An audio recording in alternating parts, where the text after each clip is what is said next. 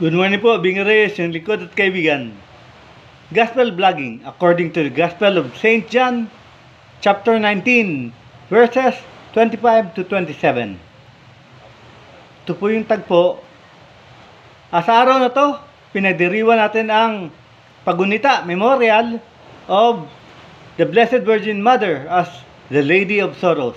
So ngayon ay kapistahan ng Mater Dolorosa, Our Lady of Sorrows. Kaya, ating ebanghelyo ay hango sa ebanghelyo ni San Juan, kapitulo 19, versikulo 25 hanggang sa 27, 25 to 27. Ito po yung nakapako nating Panginoon. Sa harapan niya, ang mahal na ina, ang kapatid nitong si Maria, anak ni Cleopas, at saka ang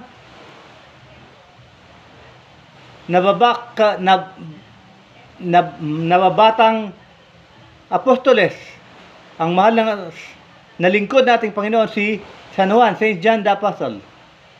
Yan ang tatlo. Yung nakita na hindi pa patay ating Panginoon, nakita natin Panginoon, sinabi niya sa kanyang ina, babae, ang iyong anak. Lumingin siya sa apostoles, babae, ang iyong anak. Tapos, sabi niya sa anak niya, sabi niya sa apostoles, ang iyong ina. Woman, your son. Tapos, sabi niya sa apostles, here is your mother. And from that time onward, si Maria, kinupkup na ni San Juan. Doon na siya tumira sa bahay ni San Juan. Inilagaan na siya ni San Juan at tinuri na ni Maria ang anak niya si San Juan. Napakagandang tagpo. Dalamhati lang nga dahil nga nakapako ang ating Panginoon. Buod ng ebanghelyo. Mga kapatid, kung tayo ay mga lingkod ng Panginoon at sabi niya, ang iyong ina, anong karapatan nating tumanggi? Di ba? Kung ito ang pinag-uutos ng ating Panginoon, tayo nga, minarapat niya, ibinigay niya, pinagkatiwala niya sa mahal na ina. Babae, ang iyong anak. Lahat ng naglilingkod sa Diyos ay tinuturing na malapit na anak ng ating mahal na ina. Woman, your son. Tapos sinabi niya sa mga lingkod niya, mga anak niya, your mother. From that time onward, all servants of God has become the children of Mary. And all servants of God treats Mary as their mother. Bakit? Dahil ito ang kalooban ng anak. Ito ang kalooban ng Panginoon.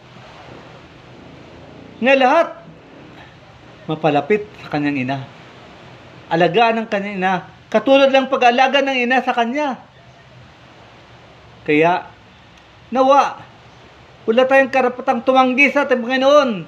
Kung siya ang ating Panginoon, dudulog tayo, tatanggapin natin ang kanyang utos, ang iyong ina, ang iyong anak. Magkakaroon tayo ng bonding. Hindi pa tayo dumudulog sa ating mahal na ina, mahal na tayo ng mahal na ina. Dahil ito ang kalooban ng anak. Nawa, tanggapin natin ang kalooban ng ating Panginoon na tayong lahat ay maging malapit sa ina. Dahil sa mahal na ina, ang mahal na ina, may special bonding with the Lord, dahil siya nga ay ginawang ina ng Diyos.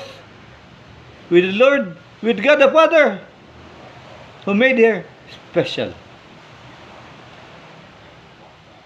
Kinikilala din dito ang mga dalamhati, ang mga inagpis ng ating mahal na ina. The Seven Sorrows of Mary. Yung nga, yung Mater Dolorosa, ang kanyang imahe, may puso, pagkatapos may 7 punyal nga nakaturok.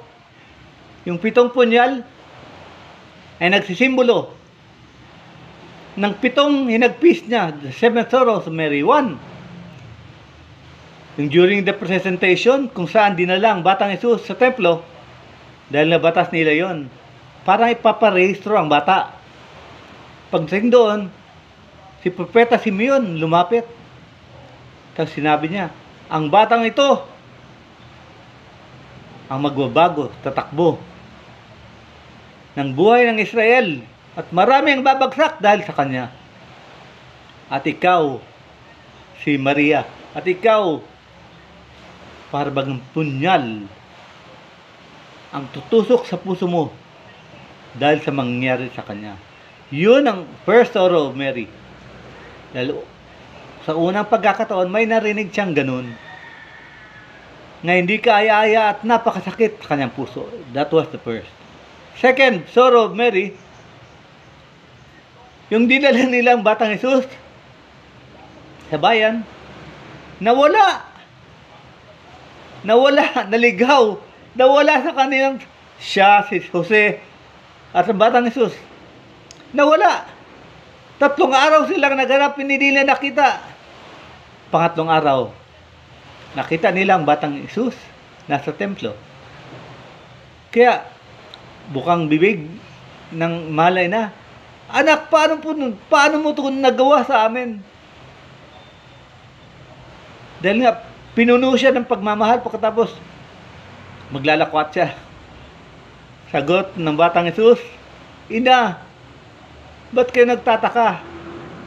Hindi ba dapat nasa bahay ako ng aking ama? Templo, simbahan, ang bahay ng Diyos. Kaya sabi niya, di ba dapat nasa bahay ako ng aking ama? Yun yung pangalawang hinagpis. Pangatlong hinagpis, pagpasa ng krus.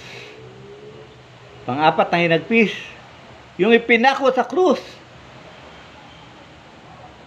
Hindi natin mawari kung ano ang dinadamdam ng mga nakita niyang mahal ng anak na pinapako, pinahirapan, pinapasa ng krus, at ngayon pinapako.